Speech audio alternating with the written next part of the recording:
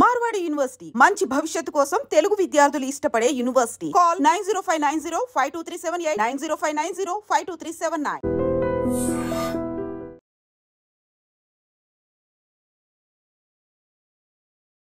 భారత్తో యుద్ధానికి ఎంతమంది మద్దతిస్తారు? ఒక్కరు కూడా చెయ్యెత్తలేదు.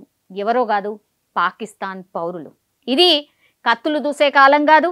అలాగే రక్తం కళ్ళ చూస్తేనే శత్రువు లొంగిపోతేనే విజయం అనుకునే రోజులు అసలు ఎప్పుడో పోయినాయి. బొందిలో ప్రాణం ఉన్నా ఊపిరి ఆపేయొచ్చు. బల ప్రయోగం చేయకుండానే కాళ్ళు చేతులు కట్టేయొచ్చు.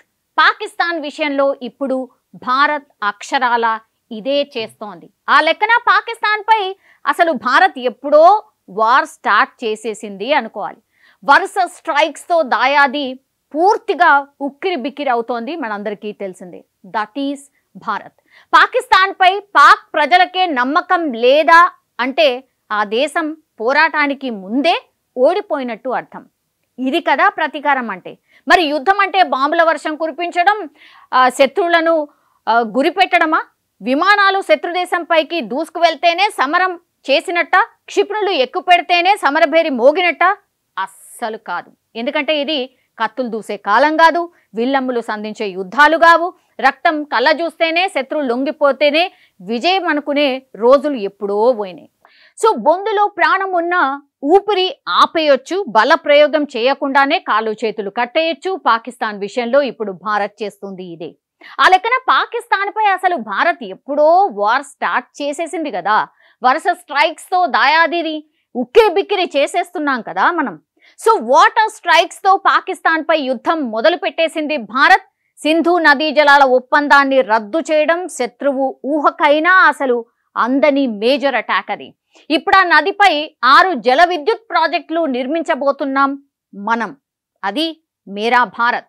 సింధు ఒప్పందం ప్రకారం ఏ నిర్మాణం చేపట్టాలన్నా కూడా 6 నెలల ముందు పాకిస్తాన్కు సమాచారం ఇవ్వాలి. కానీ అసలు ఒప్పందమే రద్దయిపోయింది కదా. పాకిస్తాన్కి అసలు చెప్పడానికి ఏం లేదు, చేసుకుంటూ పోవడం మాత్రమే ఉంది. చినాబ్ నదిపై సలాల్ డ్యామ్, బాగ్లిహార్ డ్యామ్ గేట్లను మూసేయడంతో ఇప్పుడు పాకిస్తాన్ ఆల్మోస్ట్ గొంతు ఎండిపోయిన పరిస్థితి, నీళ్లు లేనటువంటి పరిస్థితి. సో బయటికి వెళ్తే తలెత్తుకోలేకపోతున్నాం. ఇది పాకిస్తాన్ జర్నలిస్టులు చెప్తున్నటువంటి మాట. ఉగ్రవాదులను పెంచి పోషించింది, దేశాన్ని సర్వనాశనం చేస్తున్నారనే కోపంతో రగిలిపోతున్నారు పాక్ ప్రజలు.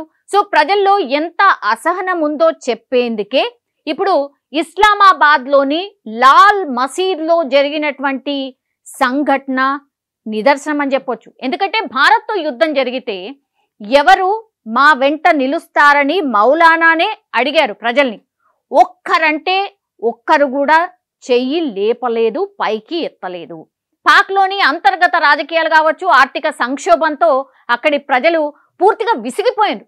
పాలకులతో పాటుగా ఇప్పుడు సైన్యం పైన కూడా నమ్మకం కోల్పోతున్నారు అక్కడ ఉన్నటువంటి ప్రజలు. భారత్తో కయ్యానికి కాలు దువ్వుతున్న పాకిస్తాన్కి ఇంతకంటే ఘోర అవమానం ఏమన్నా ఉంటుందా? ఇస్లామాబాద్ లాల్ మసీద్లో ముస్లింలు ప్రత్యేక ప్రార్థనలు కార్యక్రమాలు చేపట్టిండ్రు అక్కడ. ఈ ప్రత్యేక ప్రార్థనలో ముస్లిం మత పెద్దలు పాల్గొని వాళ్ళకి దిశానిర్దేశం చేయబోయారు.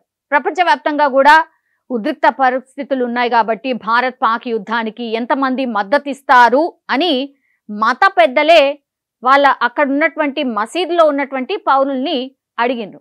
అయితే ఈ ప్రశ్నకు అసలు వాళ్ళు కూడా షాక్ అయిపోయినరేమో. మేబీ జవాబే దొరకలేదు అక్కడి నుంచి.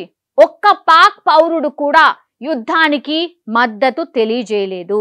శత్రుదేశమైనటువంటి పాక్ పౌరుల నుంచి ఇలాంటి స్పందన లభించడం ఇప్పుడు పూర్తిగా చర్చనీయాంశంగా మారిపోయింది. పాక్ సహా ముస్లిం దేశాల్లో ముస్లింలను ఊచకోతకొస్తున్నారు. కానీ భారత్లో అలాంటి పరిస్థితులు లేవని ముస్లిం మత పెద్దలు అభిప్రాయం కూడా పడుతున్నారు. సో కాశ్మీర్ అందాలను ఆస్వాదిద్దామని సరదాగా వెళ్ళినటువంటి మన పౌరులు విగత జీవులుగా తిరిగి రావడం దేశంలో తీవ్ర పరిణామాలకు దారి తీసింది. ఈ క్రమంలోనే పాక్ కవ్వింపు చర్యలకు కూడా పాల్పడుతోంది. భారత్ ఆర్మీ పనితీరును చూస్తే రేపు యుద్ధం వస్తే ధీటుగా జవాబిస్తుందనే మాటలు అంతటా వినిపిస్తున్నాయి. ఇదే క్రమంలో ఇప్పుడు ఇస్లామాబాద్ లాల్ మసీద్లో పాక్ పౌరులు యుద్ధం పట్ల చూపించినటువంటి విముఖత ఒక రకంగా స్పష్టం చేస్తోంది. అసలు ఏ మాత్రం కూడా వాళ్ళు యుద్ధం కోరుకోవట్లేదు. పోను పోను ఏం జరుగుతుందనే టెన్షన్ ఇప్పుడు ప్రస్తుతం పాకిస్తానీల్లో కనిపిస్తోంది. నిజంగా ప్రస్తుతం ఉన్నటువంటి సమాజం దేనికి ప్రయారిటీ ఇస్తుంది? ఆర్థిక సంబంధాల చుట్టూ మాత్రమే తిరుగుతోంది.